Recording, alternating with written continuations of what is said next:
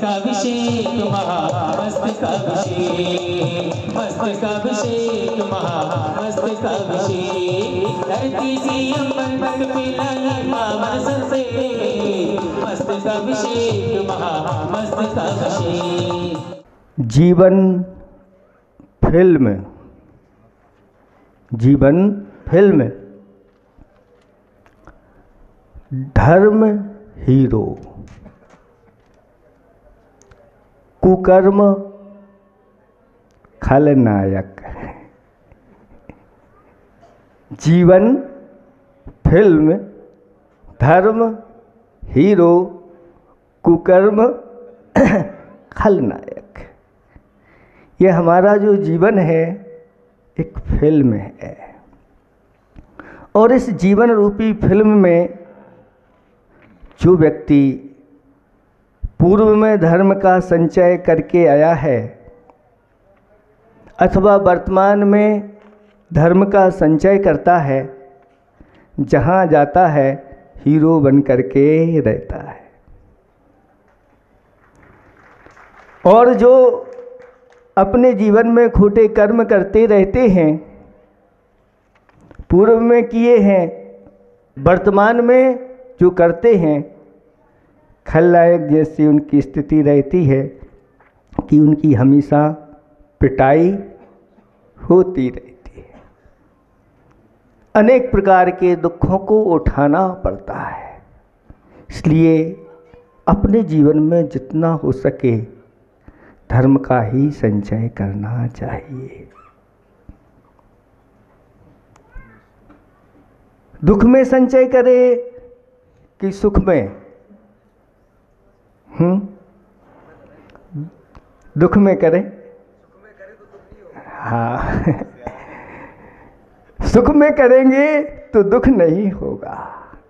तो जैसी भी स्थिति हो, दुख की स्थिति है तो भी धर्म का संचय करना है, और सुख की स्थिति है तो भी धर्म का संचय करना है। और एक जिनेंद्र भगवान की पूजा ऐसे ही धर्म का संचय कराने वाली है, जो हमारे जीवन में पुण्य को तो भरती है और पाप का नाश करती। एकापि समर्थयम जिन भक्ति, जिनेंद्र भगवान की एक भक्ति सारे पापों को नाश करने में समर्थ है, दुर्गति को नाश करने में समर्थ है, पुण्य से भरने वाली है और परंपरा से मुक्ति को प्रदान करने वाली है। इसलिए पूजा की ओर आप लोगों को बार बार प्रेरित किया जाता है। एक छोटी सी कथा के माध्यम से कि एक पिताजी थे, बेटों को मरने से पूर्व वो कह गए थे कि 6 दिशाओं की पूजा करना,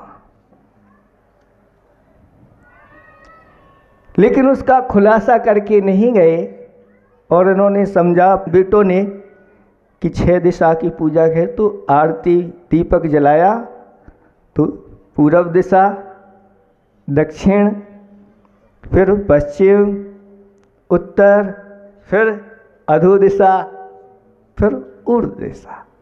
इस प्रकार से वह कार्य करते प्रतिदिन, क्योंकि पिताजी कह गए थे कि 6 दिशाओं की पूजा करना। इस प्रकार से क्रिया चलती थी।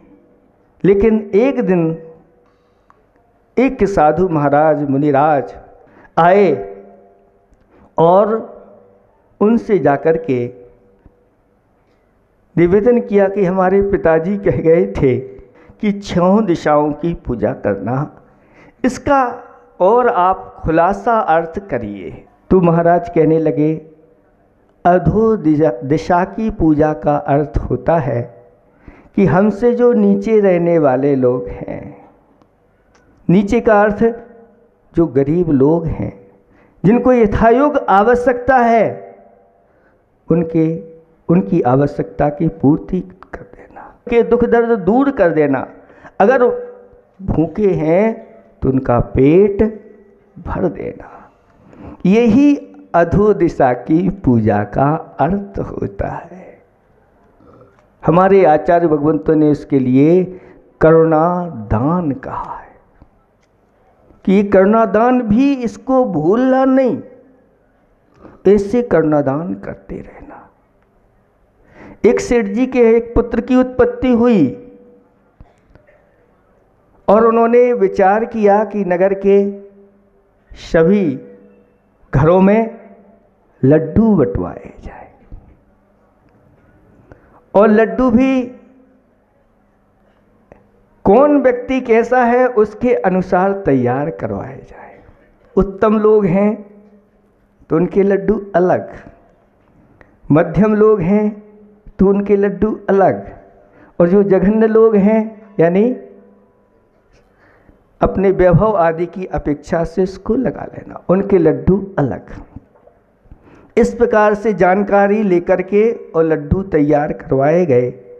जो उत्तम लोग थे उनके लिए तो छोटे छोटे लड्डू बने, और जो मध्यम लोग थे उनको मीडियम, और जो जघन्य लोग थे उनके लिए बड़े बड़े लड्डू तैयार किए। अकेले मात्र लड्डू नहीं थे, जो उत्तम लोग थे उनका लड्डू तो सिर्फ लड्डू ही था, लेकिन जो मध्यम लोग थे उनको जो मध्यम लड्डू बनाया था उसमें एक 5 का सिक्का रख करके दिया था। लेकिन जो गरीब लोग थे उनके लिए बड़े लड्डू तैयार किए, और उसमें एक एक स्वर्ण असरफी, एक स्वर्ण की उसमें रख करके वो लड्डू तैयार किए। और पता है ये पूरा जानकारी कि उसके उस घर में कितने सदस्य हैं उतने लड्डू वहाँ भेजे गए, और सबने लड्डू फोड़ करके जब खाना प्रारंभ किया तो उनमें इस प्रकार की असरफी सोने की निकली। बड़े प्रसन्न हुए, लड्डू भी खाया। लेकिन एक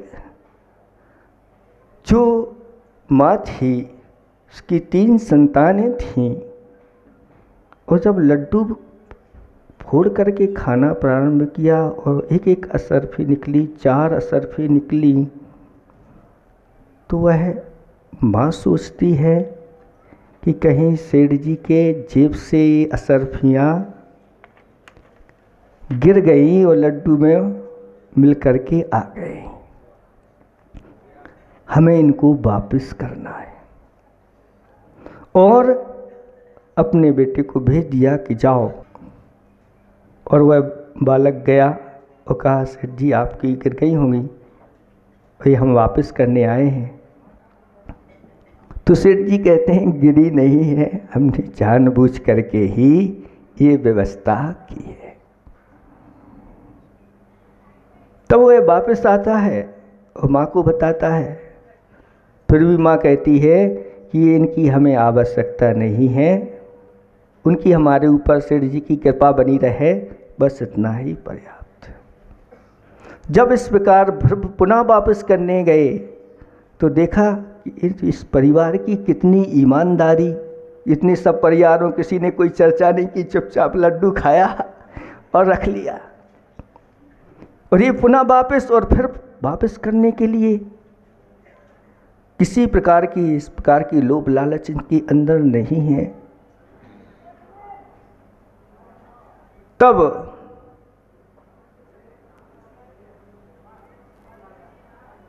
सेठ जी ने उनको बुलवाया अपने घर, और घर बुलवा करके इस प्रकार से एक कहा कि एक धागा हो, पचरंगा या कोई साड़ी की कोई एक चिंदी हो, वो ले आओ। तो वह लेकर के गई और सेठ जी ने ऐसा हाथ बढ़ा दिया, और हाथ बढ़ाया तो उसने उन सेठ जी के हाथ में उस धागे को बांध दिया। और सेठ जी कहते हैं आज से तुम मेरी बहन हो। और जेब में से मुट्ठी भर करके असरफियाँ उनको निकाली और 2-3 मुट्ठी असरफी उनके लिए दे दी। अब तो मना नहीं करना, ये कुछ नहीं है, ये राखी के बदले में ये हमने दे दिया। ये कहलाती है अधो दिशा की पूजा कहलाती है कि इस प्रकार के अंदर से कारुण्य भाव हमारे बने हुए हैं, तो हम अधो दिशा की यानी अपने से छोटे लोगों का भी ध्यान रखना।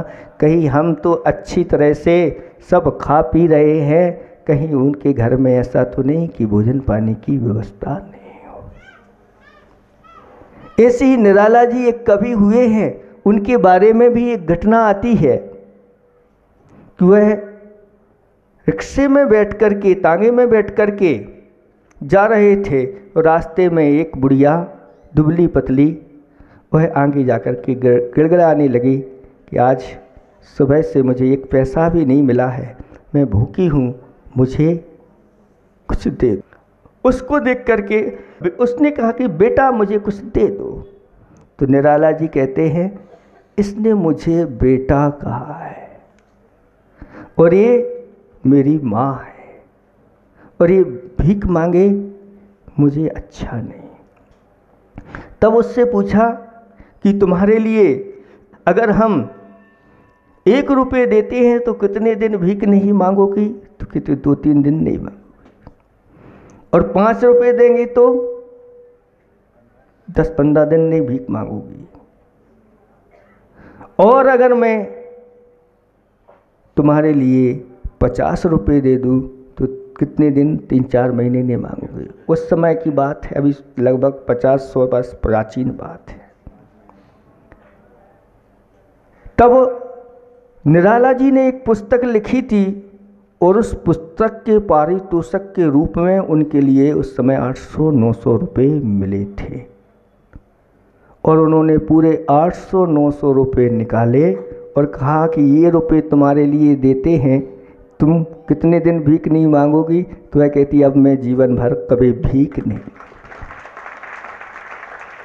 और निकाल करके दे दिए और जैसे ही वह आशीर्वाद देने के लिए महिला तैयार हुई, तांगा आगे बढ़ा दिया और घर चले गए। निराला जी की जेबें खाली थी लेकिन उनका हृदय आनंद से, आह्लाद से भरा हुआ था। ये जो है ना, ये भी एक दया धर्म अपने अंदर होना चाहिए। ये अधो दिशा की पूजा होती है। फिर इसके बाद उत्तर दिशा की पूजा है अथवा पूर्व दिशा की ले लो। फिर क्रम से अपन चलेंगे। पूर्व दिशा की पूजा का अर्थ होता है जो हमारे पूर्वज हैं, माता पिता हैं, हमसे बड़े भाई आदि हैं, दादा दादी हैं, हमारे जो पूर्वज हैं उन पूर्वजों की विनय करना, उनकी आज्ञा का पालन करना। बालक बने पालक, नालायक ना लायक हो।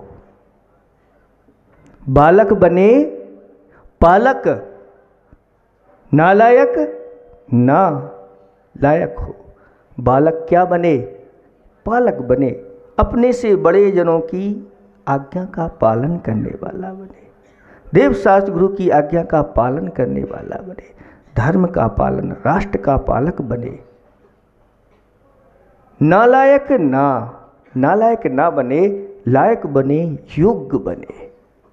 तो ये पूर्व दिशा की पूजा कहलाती है। इसके बाद आता है दक्षिण दिशा की पूजा। दक्षिण दिशा की पूजा का अर्थ क्या है? तो दक्षिण दिशा की पूजा का अर्थ होता है जो हमारे अड़ोस पड़ोस के लोग हैं, जो हमारे परिजन हैं, इन सब की सेवा या परोपकार करना, यही अपने कर्तव्यों का पालन करते हुए कहीं हमारा पड़ोसी दुखी तो नहीं है।